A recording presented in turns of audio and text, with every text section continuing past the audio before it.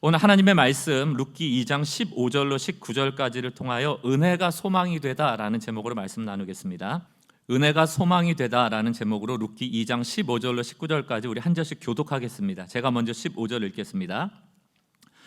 룻이 이삭을 주우러 일어날 때에 보아스가 자기 소년들에게 명령하여 이르되 그에게 곡식 단 사이에서 줍게 하고 책망하지 말며 또 그를 위하여 곡식 다발에서 조금씩 뽑아버려서 그에게 줍게 하고 꾸짖지 말라 하니라. 룻이 밭에서 저녁까지 줍고 그 주운 것을 떠니 보리가 한 에바쯤 되는지라. 그것을 가지고 성읍에 들어가서 시어머니에게 그 주운 것을 보이고 그가 배불리 먹고 남긴 것을 내어 시어머니에게 드리매 함께 읽습니다. 시어머니가 그에게 이르되 오늘 어디서 주었느냐 어디서 일을 하였느냐 너를 돌본 자에게 복이 있기 원하노라 하니 룻이 누구에게서 일했는지를 시어머니에게 알게 하여 이르되 보았으니이다 하는지라. 아멘. 세상을 바라보는 관점, 이것을 우리는 세계관이라고 합니다. 똑같은 사건을 보고도 다른 해석이 나오고 똑같은 사안에 대해서 다른 결정을 내리는 이유는 세계관이 서로 다르기 때문이에요. 경험도 다르고 교육도 다르고 환경도 다 다르기 때문에 보는 관점이 다 다릅니다.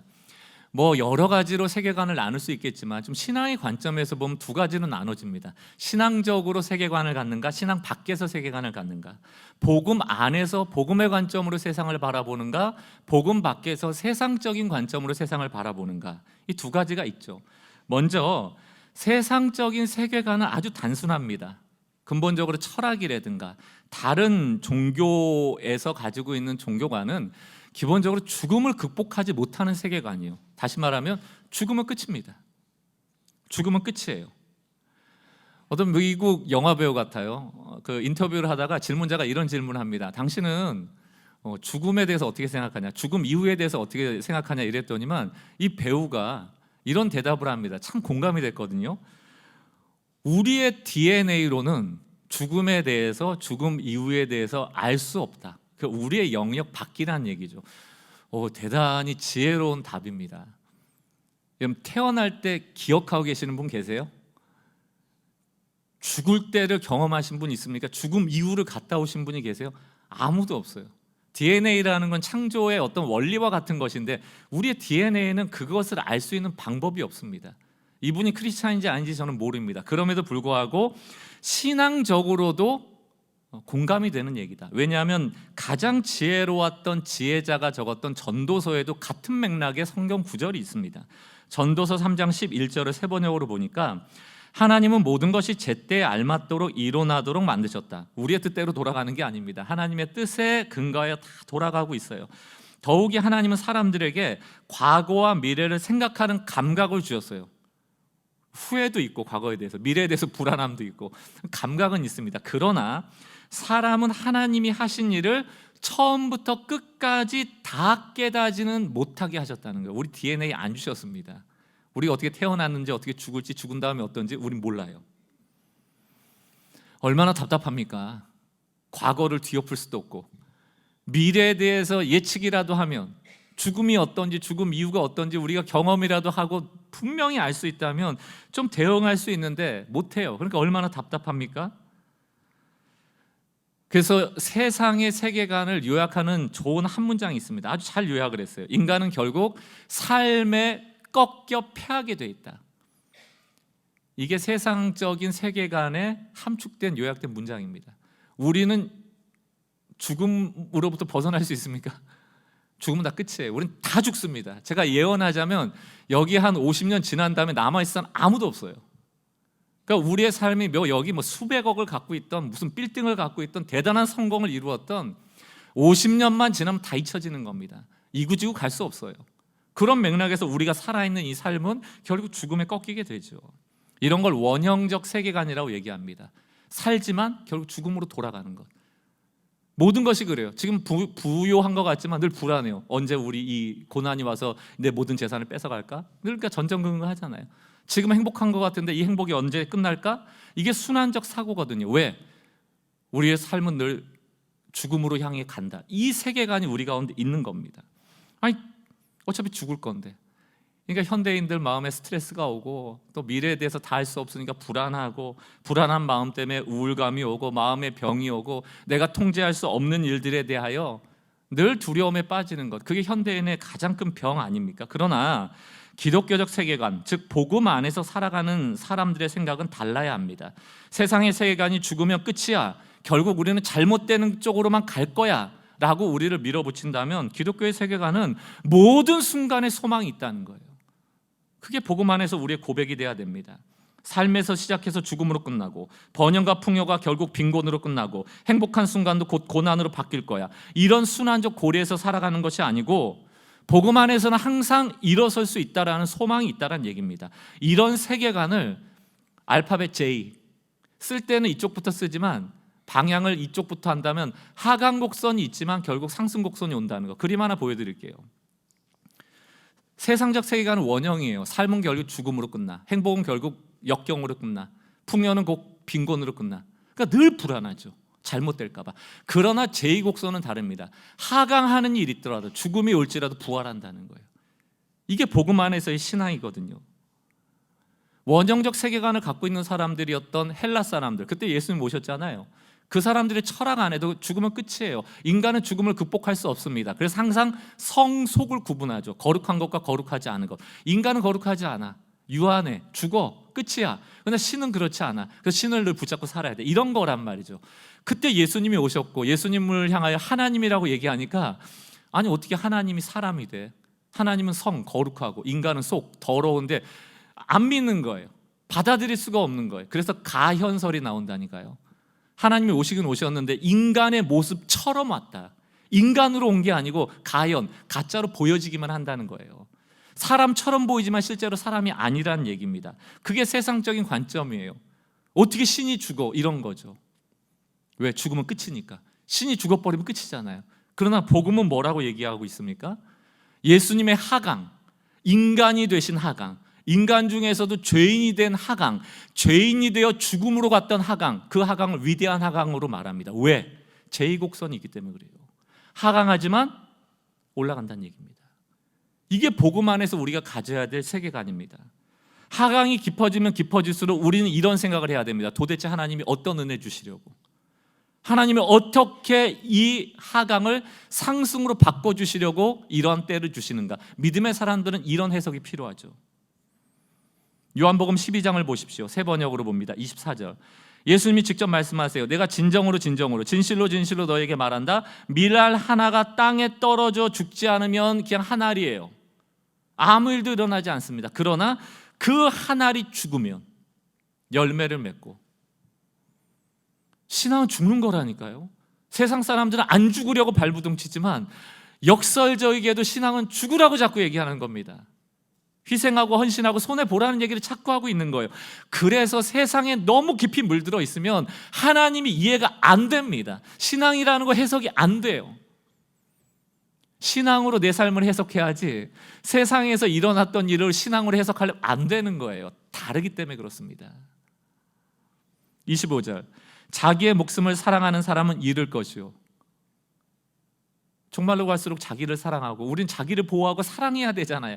그래서 우울증 오는 거 아니에요? 미워할 생각이 자꾸 오고 잘 안 되고, 나 같은 존재가 왜 그렇지, 난 아무것도 아니야, 이러다가 마음의 병이 생겨버리잖아요. 그러나 뭐라고 되어 있습니까? 자기를 사랑하는 사람은 잃을 것이고 이 세상에서 자기의 목숨을 미워하는 사람은 영생에 이르도록 그 목숨이 보존될 거래요. 그럼 여러분, 기독교 신앙의 핵심이 뭡니까? 나는 죽고 예수로 사는 거라니까요. 그 얘기를 다시 해석하면 내가 주장하는 대로 살아가는 삶이 아니고 예수처럼 살아야 된다는 것입니다. 예수님이 어떻게 사셨어요? 자기를 비우고 낮추셨다는 얘기입니다. 그게 빌립보서 2장 말씀에 그대로 나와 있잖아요. 6절. 그는 근본 하나님의 본체시나 하나님과 동등됨을 취할 것을 여기지 않고 오히려 자기를 비우고 종의 형체를 가지사 사람들과 같이 되셨고, 8절. 사람의 모양으로 나타나사 자기를 낮추시고 죽기까지 복종하셨으니 곧 십자가에 죽으심이라. 어떻게 이 하강을 허용하셨을까? 하강이 끝이라는 세상적 세계관을 가지고 못하죠. 죽으면 끝인데요. 죽으면 아무것도 못하는데 왜 죽으시겠어요? 예수님의 생각엔 다른 생각이 있었다는 것이죠. 그것이 9절입니다. 이러므로 비우고 낮추고 인간이 되고 죽음에 이르기까지 하강하셨으므로 이러므로 하나님이 그를 지극히 높여. 제2곡선이 있다니까요. 신앙에는 이걸 있으니까 죽을 수 있는 거지, 죽음 후에 아무것도 없고 끝이라면 누가 죽겠습니까? 희생하고 손해보고 다른 사람에게 이타적으로 사랑해서 손해본 인생으로 끝난다면 그 누가 신앙생활 하겠어요? 제2곡선이 있다니까요. 하강 후에는 반드시 상승곡선이 있다니까요. 이 샘플이, 가장 모범적인 샘플이 바로 예수님의 성육신이고 십자가이고 부활 사건이란 얘기입니다. 사도 바울은 이것을 알았기 때문에 2장에서 이러한 위대한 상승곡선이 있음을 믿고 나도 그러한 삶을 살기 원한다는 고백을 빌립보서 2장 그 다음 3장에서 고백하는 거예요. 10절, 내가 바라는 것, 나의 신앙의 목적이라는 거예요. 나의 달려갈 방향이라는 얘기입니다.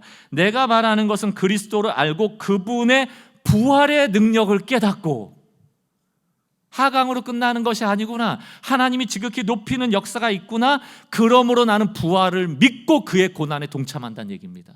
부활이 없는데 어떻게 죽음을 선택하시겠어요? 부활이 없는데 누가 죽고자 하겠습니까? 부활의 능력을 깨닫고 그분의 고난에 동참하여 그분의 죽으심을 본받는 것입니다. 이게 기독교 신앙입니다. 하강곡선 안 그리고 싶어서 I자 원하시는 분 있어요? 나는 그냥 쭉 상승이야. 없어요. 그런 신앙은 존재하지 않습니다. 교회 가면 잘 돼, 교회 가면 복 받아, 그 새빨간 거짓말입니다. 하강곡선이 있어요. 어떻게 죽음 없는 부활이 있습니까? 어떻게 고난 없는 십자가 없는 영광이 있습니까? 소경이지 않고 어떻게 눈 뜨는 기적을 경험합니까? 불가능한 일이죠. 우리가 믿는 신앙은 결국 좋은 소식으로 끝날 것을 믿는 것이지 나쁜 소식이 없다는 얘기는 아니에요. 나에게 나쁜 일이 없다는 얘기가 아닙니다. 우리의 끝이 좋아진다는 얘기예요. 그게 복음의 소식이죠. 하나님은 결국 그를 높이실 것이다. 우리의 인생이 제2곡선으로 인도함 받게 되는 여정임을 믿는 성도들 되시길 주의 이름으로 정말 축복합니다. 오늘 나오미가 바로 이 주인공이에요. 텅 빈 인생, 절망 속에서 깊은 우울감에 빠진 나오미에게 드디어 제2형의 곡선이 시작됩니다. 상승곡선이 나타나는 것이죠. 나오미가 지금 어떤 생각을 가지고 있는지, 나오미의 세계관을 먼저 한번 들여다보자고요. 원래 나오미는 이름이 무슨 뜻이에요? 기쁨이에요. 이전까지 아무 문제가 없었습니다. 풍요로웠다라고 자기 자신을 표현할 정도로 인생에 아무 문제가 없어요. 남편도 있었고요, 자식도 잘 자라고 있었고요. 베들레헴에 흉년이 왔을 때도 나름대로 지혜로운 결정을 해서 모압 땅으로 떠나서 10년이나 잘 살았습니다. 그러나 인생이 늘 그렇듯 변수가 등장하는 거죠. 변수라는 게 뭡니까? 우리가 통제할 수 없는 상황이에요. 그 변수가 뭐예요? 남편 죽어버려요. 죽음을 어떻게 막습니까? 두 아들이 죽어버려요. 며느리만 남게 됩니다. 텅 빈 인생이 됩니다. 누구도 보호자가 없는 과부가 되어버려요. 더 이상 그 이름대로 기쁠 수 없는 처지가 됩니다. 인생의 하강곡선이죠. 지금 나오미는 인생의 하강곡선을 맞고 있어요. 그러나 복음의 사람이라면, 기독교적 세계관을 갖고 있다면 이 순간을 하나님께서 극복해 주실 거라고 믿어야 되는데, 절망이 찾아오니까 세상적인 세계관이 지배합니다. 난 끝이구나, 나를 보호해 줄 사람은 아무도 없구나. 여러분, 믿음의 반대말은 의심이 아니에요. 믿음의 반대말은 현실적이 되는 겁니다. 현실만 봐요. 매우 현실적인 사람이 됩니다. 그런데 그 현실적인 상황이 지금 어때요? 절망적인 상황이니까 절망을 초대하는 거예요. 나오미를 좀 보십시오. 세상을 어떻게 바라보고 있는가? 11절 1장입니다.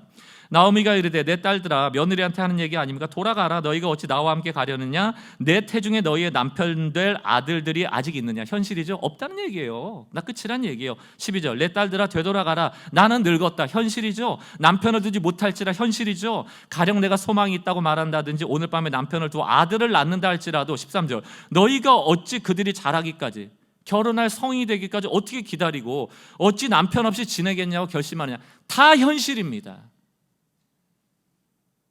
현실이 절망적인데 그 현실을 받아들이는 거예요. 현실밖에 안 보이는 거예요. 믿음이라고는 없는 겁니다.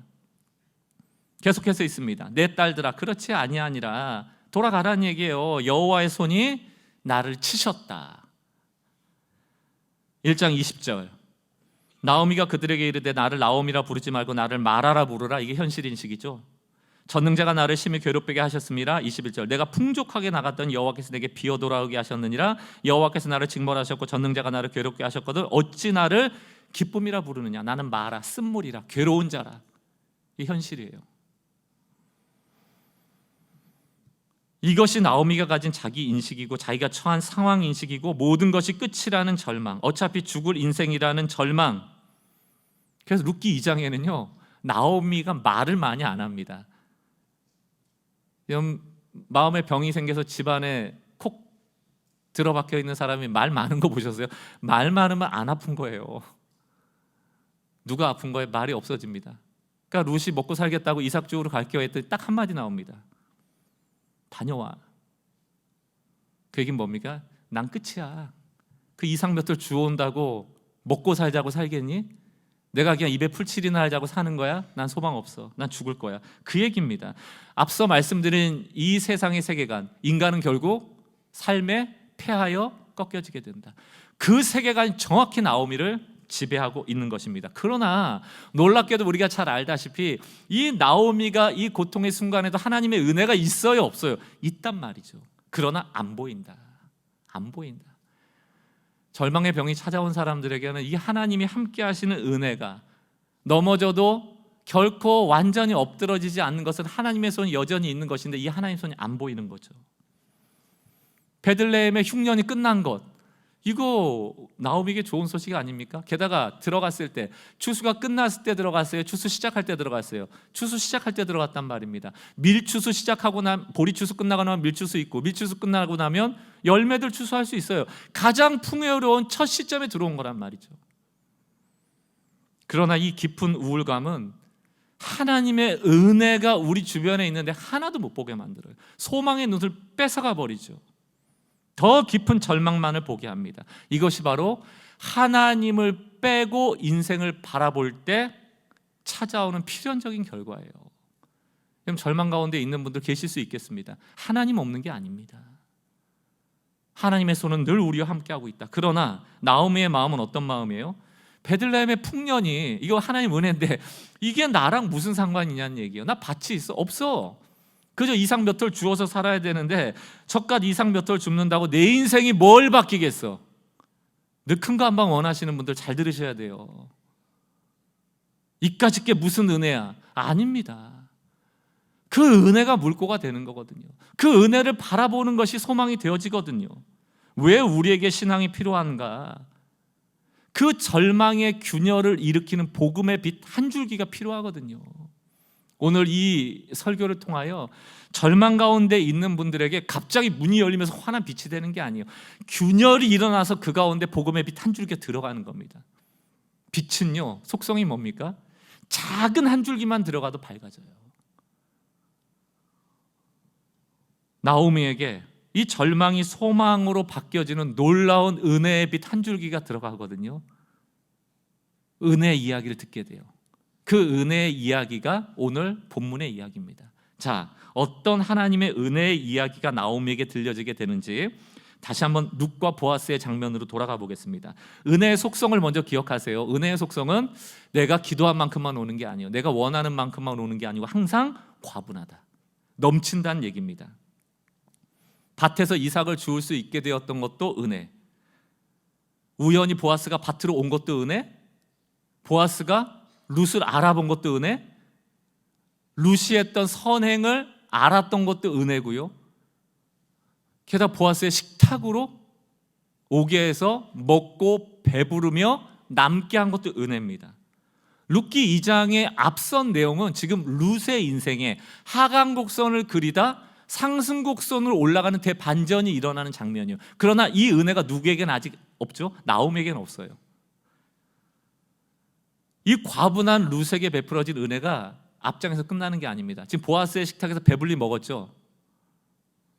여러분 같으면 오전 중에 이삭도 좀 보아스가 이렇게 은혜를 베풀어서 많이 줍고 지금 배도 따뜻해졌어요. 배불러. 그러면 그 다음 단계 뭐겠어요?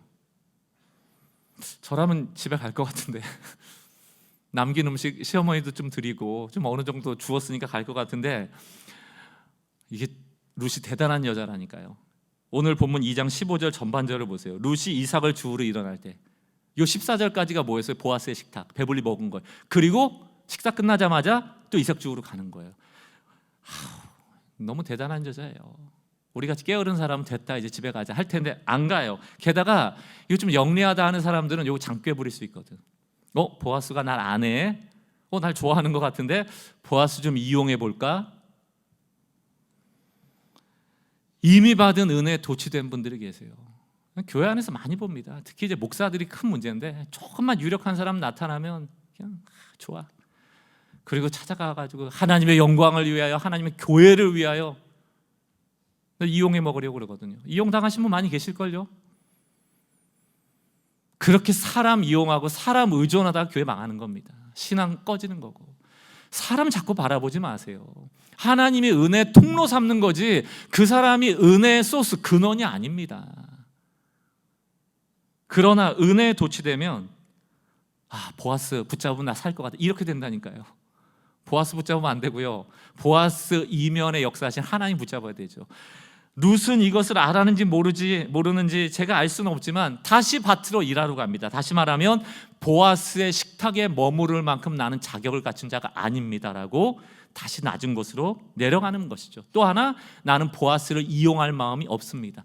나에게 나쁜 의도가 없습니다. 사랑하는 성도 여러분, 하나님께 기도할 때, 예배할 때 자꾸 의도 가지지 마세요. 하나님의 선하심을 이용하려고 하지 마세요. 그건 나쁜 마음입니다. 이게 이론적이고 암기해서 될 내용이 아니에요. 그냥 우리의 존재 자체가 은혜 없으면 살아갈 수 없다라고 그냥 경험되셔야 됩니다. 여러분 지금 뭐 먹고 살만하세요? 아무 문제 없으십니까? 이제 하나님 없이도 살만하시다 할 때가 위기다. 우리는 한순간도 하나님의 은혜 없이는 살아갈 수 없습니다. 이 은혜의식 가지고 살아가는 성도들 되시기 바랍니다. 그랬더니만 보아스가 또 다른 은혜를 베푸네요. 15절 계속해서 보겠습니다. 룻이 이삭을 주우러 일어날 때 보아스가 자기 소년들에게 명령하여 이르되, 소년들이 누굽니까? 이스라엘의 그 농사 풍경을 말씀드렸잖아요. 앞에서 소년들은 한 움큼 되는 것을 낫으로 베고, 뒤에 오는 소녀들이 한 품에 안을 수 있을 만큼 묻고, 그 뒤에서 이삭 줍는 사람은 쫓아오는 겁니다. 그러니까 이삭 줍는 사람이 단에서 소년들에게 있는 건 그 자리는 아닌 자리인 거예요. 그런데 그 자리를 허용해 주는 거예요. 보아스가, 너는 그냥 단 사이로 다녀, 소년들 사이로 다녀. 그러면서 소년들에게 뭘 명령합니까? 책망하지 말라는 거예요. 이럴 수 있잖아요. 갑자기 이삭 줍는 여인이 왜 단 사이를 다녀? 저 뒤로 가. 이러지 말라는 얘기예요. 허용하라는 얘기입니다. 또 16절, 그를 위하여 곡식 다발에서 조금씩 뽑아버리라는 거예요. 이삭을 일부러 쭉 뽑으라는, 흘리라는 거예요. 그리고 꾸짖지 말라고, 주울 때. 은혜죠. 17절, 룻이 밭에서 저녁까지 주었대요. 아침에 줍고 점심밥 먹고 저녁 해질 때까지 또 주운 거예요. 그 주운 것을 떨어서 볼이 나달만 주워 보니까 한 에바쯤 됐다. 에바라는 것은 정확한 양은 알 수가 없습니다. 이게 무게 단위보다는 양의 단위인데 한 20리터 된다고 해요. 그러니까 여러분들이 2리터짜리 페트병에 10개를 거둔 겁니다. 제법 많이 거뒀죠. 뭐 무게로 치면 한 10kg? 볼이 이제 가만히 진 거예요. 굉장히 많이 얻은 거죠. 여러분 10kg면 얼마나 먹나요? 두 가족이. 답하지는 마세요. 여러분이 먹는 양이 나오니까 어떤 분은 뭐 5일이면 끝나는데 뭐 이럴 수도 있고, 어떤 분은 보름 먹을 수도 있고, 많이 안 먹는 분은 뭐 한 달도 먹을, 제법 많은 양 같습니다. 10kg 정도면은 많이 얻어 돌아갑니다. 여러분 여기 영적 원리가 두 가지가 있어요. 꼭 기억하세요. 첫 번째, 룻이 겸손했다. 이게 은혜 받는 통로의 역할을 합니다. 정리하자면 이런 거죠. 룻은 다시 보아스의 식탁에서 자격 없는 자기의 자리, 밭으로 내려가는 거예요. 이러니까 보아스가 소년들에게 명령해서 더 많이 걷어가는 거죠. 떨어져, 더 해줘. 여러분 하나님이 겸손한 자를 높이세요. 그러니까 하강 곡선을 두려워하지 마세요. 내려가는 겸손함을 두려워하지 마십시오. 왜? 겸손한 자, 하강 곡선에 있는 자를 높이신다니까. 이게 영적 원리라니까요. 베드로전서 5장 6절 같이 한번 읽어보겠습니다. 시작.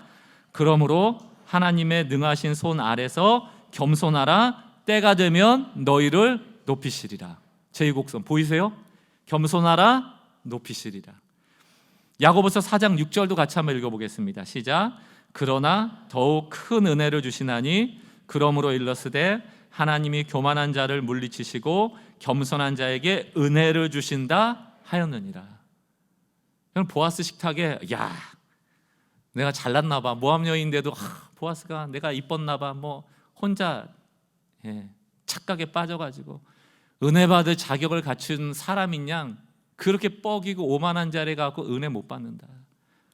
겸손한 자에게 높이는 은혜, 겸손한 자에게 오늘 야고보서 4장 6절 더욱 큰 은혜. 이게 영적인 원리예요. 그런가 하면 룻의 겸손함과 함께 두 번째가 보아스의 너그러움을 영적인 원리로 삼으셔야 돼요. 너그러움 너무너무 중요합니다. 너무너무 중요해요. 원래 율법에는 내 구퉁이까지 다 떨지 마. 그리고 이삭 떨어지는 것만 줄게. 이게 율법이에요. 이것만 해도 너무너무 잘하는 거예요. 근데 지금 보아스는 뭐라고 얘기했습니까? 이삭 주어야 될 저 멀리에 있는 여자를 앞쪽에다가 두고 단 사이를 걷게 하는 거. 그리고 그 단을 베는 소년들에게 뭐라고 했습니까? 이삭을 일부러 떨라고 좀 많이. 율법 어긴 거 아니에요 그럼? 율법 어겼잖아요. 율법에서 떨라는 말은 없잖아요. 이삭 줍는 사람을 단 사이에 두라고 말한 거 없잖아요. 율법 어겼네요 보아스. 이게 지금 현대 신앙인들이에요. 팍팍합니다. 요거는 맞고 요건 안 되고. 11조 제가 사업을 하는데 매출에 11조를 해야 됩니까? 이득분에 11조를 해야 됩니까? 정확히 알려드릴까요? 구약의 11조? 구약의 11조는 세 가지입니다. 레위인들, 땅을 받지 못했기 때문에 레위인들을 향한 각 족속에서 내야 되는 11조, 성전에 올라갈 때 축제의 11조, 가난한 자들을 위한 구제의 11조, 이 세 가지를 다 더하면 22.3%입니다. 그렇게 내세요. 빡빡하게 내세요. 22.3%. 그건 싫죠. 왜 우리가 빡빡해지는가? 왜 우리가 얄밉게 신앙생활하는가? 손해보기 싫거든. 11조를 내도 내가 손에 안 보는 시점에서 내고 싶거든요. 그러니까 무슨 답을 원하는 거예요? 매출을 원하는 거예요? 소득의 11조를 원하는 거예요? 소득의 11조 말해달라는 얘기예요. 22.3% 내세요 그럼. 그건 또 싫죠. 그럼 이제 또 막 찾아보세요. 그러면 이것도 하나의 해석일 뿐이니까 또 다른 해석 찾으시면 됩니다. 기어코 소득의 11조를 찾아내세요. 그렇게 세상 사람을 대하니까 빡빡하죠. 뭘 하면 안 된다, 뭘 하면 된다. 에베소 교회가 왜 예수님께 책망받습니까? 너희가 이단과 싸우며 진리를 지켰지만 사랑을 잃어버렸다는 얘기예요. 사랑이 뭡니까? 너그러움이에요. 베푸는 거예요. 좀 봐주는 거예요. 좀 떠는 거예요. 내 귀퉁이까지 하지 말고 떨어지는 이상만 하라고 했지만 더 주는 거예요. 나 지금의 한국 교회를 보면 그거 율법 어겼다고. 왜 더 주냐고. 더 주면 안 된다고. 그런 모습 아닙니까? 그러니 누가 복음을 기쁜 소식으로 듣겠습니까? 율법의 정신, 하나님을 사랑하고 이웃을 사랑하는 이 이웃사랑의 핵심은 뭡니까? 칼같이 지키는 게 아니고 너그러운 겁니다. 경계를 넘어가야죠. 결국 룻이 나는 끝까지 자격 없는 자로 머무르는 겸손함과 보아스의 율법을 넘어서는 너그러움, 이 두 가지가 서로에게 헤세드가 돼서 하나님의 놀라운 은혜의 이야기가 되어지고, 이 은혜의 이야기가 결국 누구에게 들려진다? 나옴에게 들려지는 거예요. 우리가 처음 룻기 들어올 때 무슨 얘기했습니까? 헤세드는 서로에게 잘해주자, 근데 포기하지 말자. 그러면 포기하지 않는 한 사람만 있으면, 한 사람만 있으면 그 한 사람만 잘 된다고 했습니까? 모두가 잘 된다니까요. 결국 룻이 나오미를 포기하지 않고 보아스가 룻을 포기하지 않는 이 헤세드 때문에 누가 삽니까? 지금 우울감에 빠진 나오미가 살아요. 나오미가 이 은혜의 소식을 접하게 됩니다. 룻기 2장 18절. 그것을 가지고, 뭘 가지고요? 한 에바의 보리 10kg 들쳐매고 오는 거예요. 지금 성읍에 들어가서 시어머니에게 그 주운 것을 보이고 그가 배불리 먹고 남긴 것을 내요. 지금 어떤 음식을 가져갔겠습니까? 정찬이란 말이에요. 이스라엘 사람들이 잘 먹는 거, 떡, 무화과, 건포도 이런 거 아니겠습니까? 초까지, 시즈닝, 남은 거 다 가져가라 했으니까 시어머니가 얼마나 놀랐어요. 어디 길거리에 먹다 남은 음식을 가져온 게 아니잖아요. 싸가지고 정말 그럴듯한 음식을 가져왔고, 지금 등에는 뭐가 지어 있어요? 10kg 가마니가 지어 있으니까요. 그냥 나가봐. 한마디 했는데 나오미는 너 가봐야 소용없어. 우리의 인생에 소망이 없어. 너 모함 여인이고 누가 너를 이삭 주우라고 받아주겠어. 너 이 동네 아는 사람 있어? 빈손으로 올걸? 가봐야 뭐 한 줌 얻어올걸? 쓰레기통에 있는 음식이나 가져올걸? 이런 마음으로 보냈는데 이게 무슨 일입니까? 하나님이 은혜 주신 것이죠. 이 은혜의 소식이 나오미의 마음에 균열을 주는 거예요. 그 절망했던 마음에서 드디어 깨어나는 겁니다. 여러분, 절망한 사람들은 말이 없다고 그랬죠. 소망이 오면 말이 많아진다니까. 드디어 나오미가 입이 트입니다. 19절, 시어머니가 그에게 이르되 오늘 어디서 주웠냐? 어디서 일했냐? 이게 지금 좀 빨리 읽어야 되는데 야야야 이거 어디 가서 어디 밭에 갔는데 말이 안 된다는 얘기예요. 너를 돌본 자에게 복이 있기를 원한다. 이 나오미가 소망을 가졌다는 게 뭐냐면 이거 그냥 밭에 가서 얘가 열심히 주어서 주어질 수 있는 양이 아니란 얘기입니다. 너를 돌본 자가 있구나. 그랬더니만 룻이 어디에 갔습니다로 답하지 않고 누구에 대한 답을 해요. 룻이 누구에게서 일했는지 시어머니에게 알게 하여 이르되 오늘 나를 일하게 한 사람, 이 은혜를 베푼 사람은 보았습니다. 룻기 2장 1절에 나오미의 엘리멜렉의 친족 한 사람이 있어서 유력한 사람이요 그는 보아스였다. 이게 2장 1절에 나옵니다. 그 사람이 어떤 사람인지 우린 몰랐어요. 그러나 지금 놓고 보니까 보아스 어떤 사람이에요? 너무 좋은 사람이죠. 그 보아스가 누구의 귀에 들린다? 나오미의 귀에 들리는 거예요. 누구를 통해서? 아무 소망 없던 룻. 아니 룻이 보아스를 알아요? 보아스의 밭이 어딘지를 알아요? 계대 결혼을 압니까? 고엘 제도를 압니까? 아무것도 몰라요. 그 모함 여인 룻을 통하여 보아스라는 이름을 듣고 한가만이 메고 온 보리 이삭을 보고 싸운 음식을 보면서 나오미는 그 절망의 균열이 생겨요. 아, 혹시 하나님이 일하고 계시나? 하나님이 개입하지 않고서야 이 일이 어떻게 가능해? 드디어 나오미에게 상승곡선의 대반전이 일어나는 장면이에요. 다음 주에 계속 이 나오미가 어떻게 변화되는지를 보겠지만 지금까지 말이 없던 나오미의 입이 트입니다. 이후부터 주인공은 나오미예요. 이 룻기를 나오미가 끌어갑니다. 얼마나 지혜로운지, 얼마나 현숙한지. 저는 이걸 보면서 야, 은혜가 이렇게 중요하구나. 은혜가 있으면요 그 절망의 균열이 되어지고 균열된 그 절망에 빛이 들어가잖아요. 사람이 바뀐다니까요. 여러분, 왜 우리가 절망하면 안 되냐 하면 절망하고 우울감에 빠져 있을 때 우리는 우리의 생각이 왜곡됩니다. 성령 없는 생각, 그저 세상의 이득을 쫓아가는 생각은 우리를 왜곡되게 만들고 잘못된 생각과 잘못된 결정으로 이끌어가요. 그러나 은혜의 빛, 다시 말하면 성령이 우리 가운데 오시면 우리가 말할 것과 우리가 생각할 것을 알려주세요. 달라집니다. 생각이 달라지고 판단이 달라지고 그 결정이 달라지기 때문에 결과가 달라져요. 그래서 여러분, 절망한 사람들 잘못된 결정한 다음에 내가 미쳤었나 봐, 내가 뭐 귀신에 씌었나, 이런 얘기 하잖아요. 맞죠? 귀신에 씌운 것과 같죠. 여러분, 은혜가 절망의 균열을 줘야 됩니다. 그 은혜를 발견하셔야 돼요.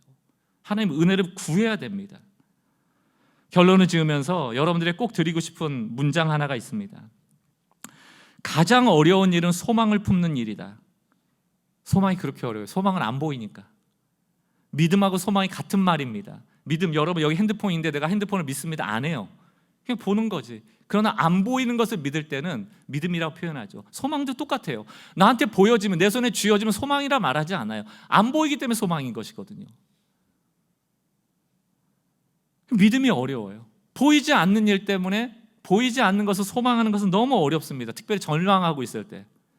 그러나 절망하기는 쉬워요. 그래서 절망은 우리에게 가장 큰 유혹이 됩니다. 그러니까 고난의 순간에 뭐를 선택하기가 더 쉽다는 얘기예요. 절망을 선택하기가 훨씬 쉽다는 얘기예요. 소망은 훨씬 어렵다는 얘기입니다. 작은 빛이라도 있으면 다시 한번 우리가 소망의 빛을 가지고 이 현실을 다시 한번 해석할 수 있겠는데 그 빛 한 줄기가 없어서 무너지는 게 우리 인생이거든요.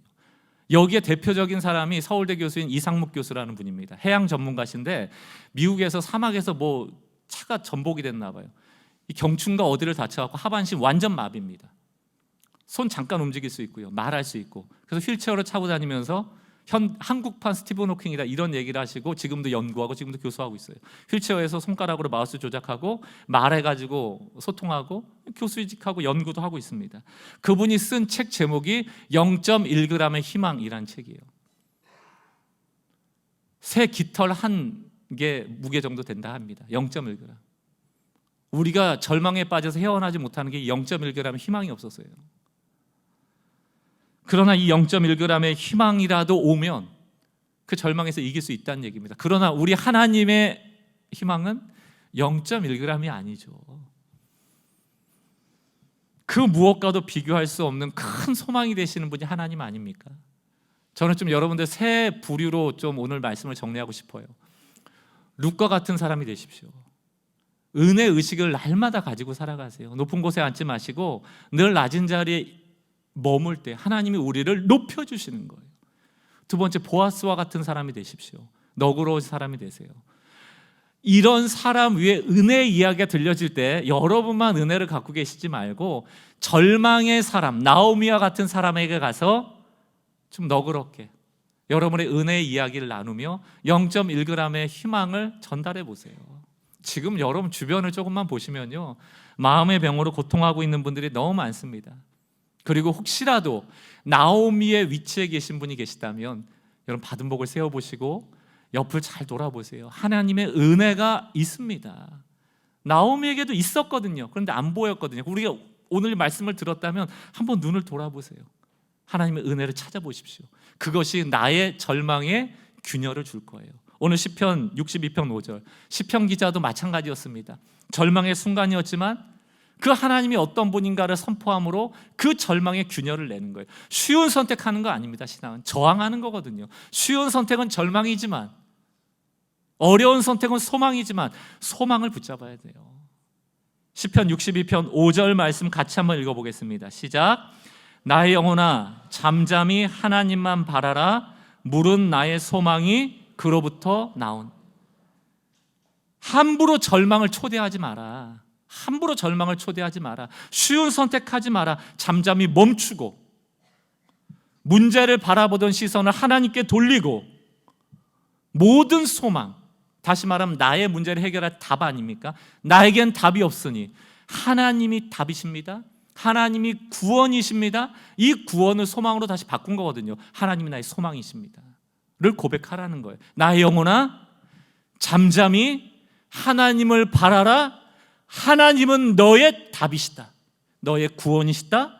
너의 소망이시다.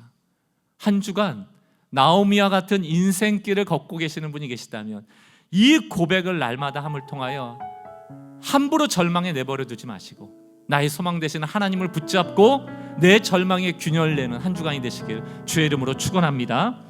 오늘 시편 62편을 모티브로 삼아서 쓴 찬양입니다. 나의 영혼이 잠잠히 하나님만 바랍니다. 오직 주만이 나의 반석 나의 구원이시니 내가 요동하지 않겠습니다. 이 기도의 고백을 찬양에 담아 함께 부르겠습니다.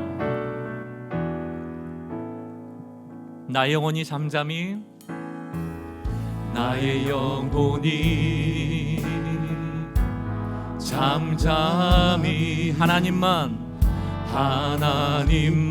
바라미여 나의 구원이 내 방식이 아닙니다. 그에게서 나옵니다. 아멘 아멘. 포기하지 않는 믿음. 나의 영혼아 잠잠히 선포하십시다. 하나님만 현실 바라보지 마세요. 쉬운 선택하지 마십시오. 나의 소망이 저에게서 아멘 나는 도다. 선포합시다. 오직 주만이 나의 반석 나의 구원이시니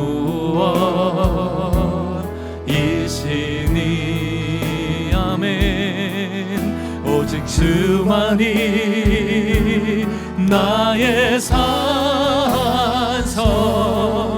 내가 요동치 아니하리. 2절입니다. 나의 영혼이 간절히, 나의 영혼이 간절히 여호와를 갈망하며, 나의 입술이 여호와를 찬양합니다. 나의 입술이 여호와를 찬양하리. 어떤 상황에서도 나의 영혼이 즐거이 여호와를 따르겠습니다. 나의 영혼이 아멘 아멘. 즐거이 여호와를 따르. 하나님은 일평생 우리를 주목하고 계십니다. 나의 평생에, 나의 평생에 아멘, 여호와를 송축하리.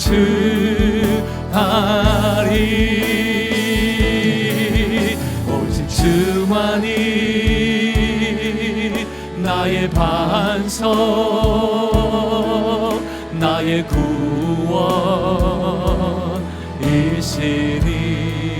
오직 주님만, 오직 주만이 아멘, 나의 산성.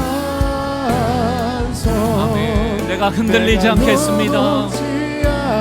다시 한번 선포합시다. 오직 주만이 나의 반석,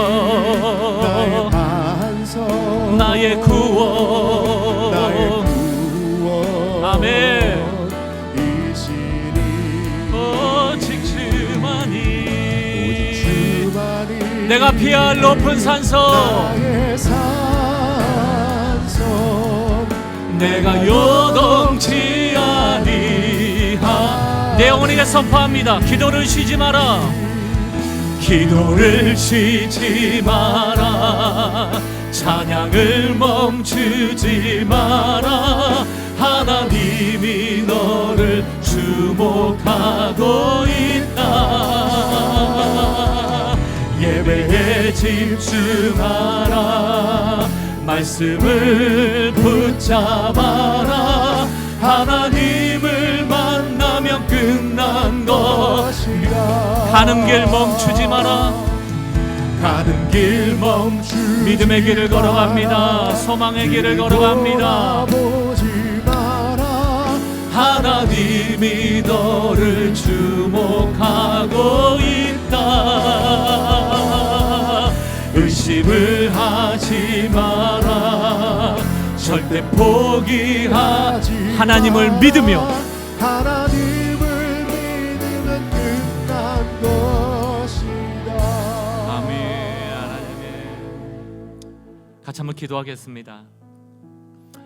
하나님께 답이 있습니다. 믿음이라는 것은 보이지 않는 것들의 실상이라 말했단 말이죠. 우리는 보이지 않을 때 너무 쉬운 선택을 해요. 절망이라는 선택입니다. 그게 죄거든요. 하나님 없는 것처럼 여기는 게 절망이거든요. 그러나 성경은 말합니다. 제2곡선을 기억해라. 십자가가 끝나는 게 아니고 부활이 있어. 그러면 사도 바울은 기꺼이 십자가를 선택하겠다고 말한 것이 부활이 있기 때문입니다. 하나님은 부활 없는 십자가로 우리를 내몰지 않으세요. 하나님은 자신 있거든요. 너가 그 인생의 끝에서, 이 고난의 끝에서 하나님의 잘되게 하심을 만날 거라는 자신이 있거든요. 왜냐하면 예비하신 은혜가 있으니까. 나오미가 드디어 그 소식을 듣습니다. 깨어납니다. 오늘도 우리가 들었던 이 말씀이 여러분의 절망을 균열시키는 말씀 되기를 바라요. 나오미도 아무것도 없었습니다. 모압 여인 룻에게 소망이 될 수가 없었어요. 그러나 하나님이 일하시죠.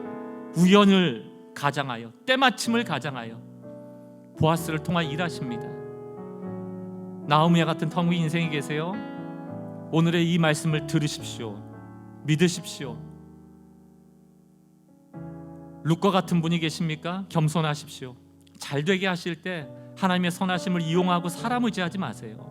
다시 겸손히 내 자리로 내려오십시오. 보아스와 같은 분이 계십니까? 너그러워지십시오. 오늘 이 세 가지 사람 인물을 생각하면서 나는 어떠한가 오늘 적용하시고, 절망 속에 있던 분들 회개하시고 다시 한번 하나님이 내 인생에 손 내밀고 계심을 믿고 그 손을 잡는 은혜가 있길 바랍니다. 오늘 주신 말씀 가지고 내 영혼에 이 말씀을 새기는 시간 같습니다.